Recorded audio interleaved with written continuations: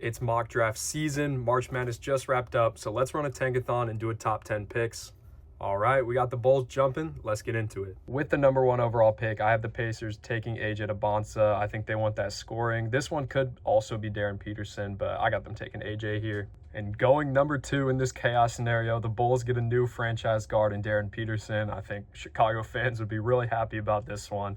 Not much more to say about Darren Peterson besides that he's a bucket. Got the Nets picking 3rd. They need a franchise guy. Cameron Boozer's the next best player easily. I don't think they overthink this one, to be honest. The Warriors, in this hypothetical scenario, win the lottery and jump all the way up to 4. I also think this pick's pretty easy. Caleb Wilson, easily the next best player on the board. They would love a center that could dominate the paint like he does. At number 5, the Washington Wizards, I have taken Kingston Flemings. I do like Acuff a lot, but having Trae Young and Darius Acuff in the same backcourt would not be very good. And I mean, Flemings is an incredible player. I don't think they overthink this one.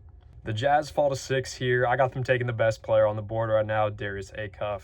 We all know he's a bucket. I think he'd fit right in. Him and Keontae George would be so nice. Next, I got the Kings taking Michael Brown. He was dealing with that lower back injury, but when he was playing this year, he was still incredible.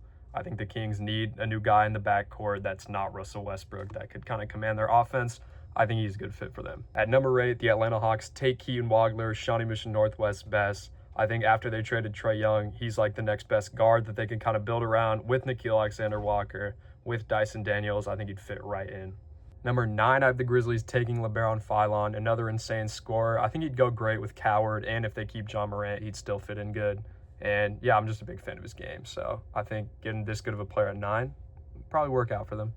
At number 10, the Mavericks picking Jaden Quaintance.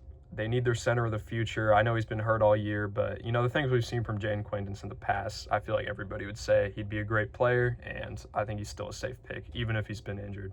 I'll do a real mock draft once we get that official order. Follow if you watch this long, because you know ball.